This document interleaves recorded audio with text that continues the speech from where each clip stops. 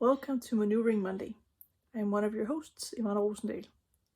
This is a summary episode of episode 1 and episode 2, preparing you to listen to episode 3 without having to go back.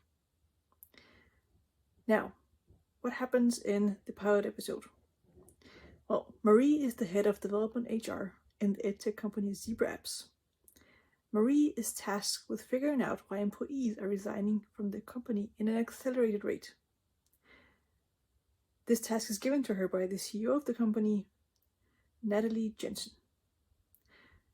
Now, it's not an easy job, because not only are people resigning, but they're taking increasingly unlikely jobs, like the UX designer Jason, a sworn pacifist who accepted a job with a defense contractor, or Simon, who built up the whole data center for Zebra Apps, but now resigns without having another job lined up at all.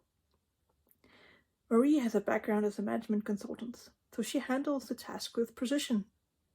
She benchmarks the competition and finds out that the only differentiating factor that Zebra Apps does not offer is free soda. The employees leaving encourage Marie to speak to Anne, another former employee of Zebra Apps. Marie's boss Mark, the VP of HR, finds out that Marie has been tasked with fixing the retention problem at Zebra Apps, and he's upset that Natalie, the CEO, did not give this task to him. Now, if we move on to episode 2, this is what happens, very briefly.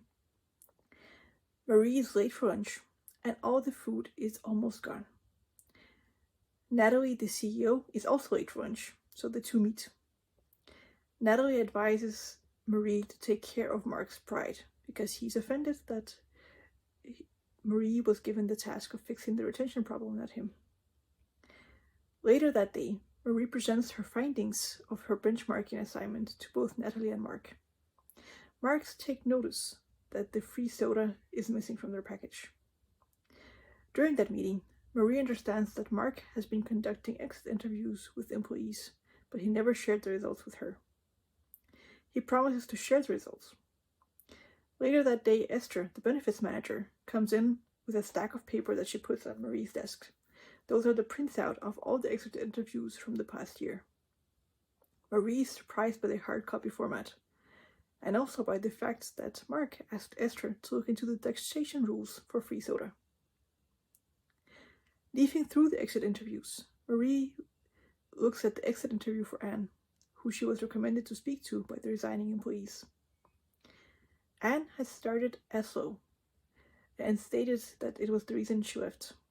Aslo is a remote learning system that the developers wanted to use for children displaced by the conflict in Ukraine.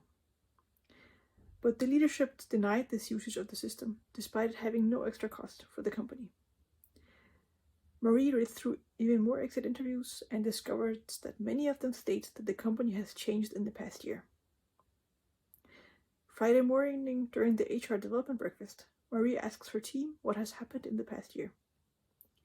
They agree that the company has grown, but mostly on the sales side and not so much on the development side.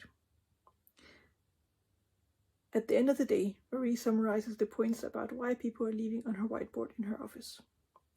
Mark, the head of HR, comes in and concludes that based on the points Marie summarized, the company's culture is the problem.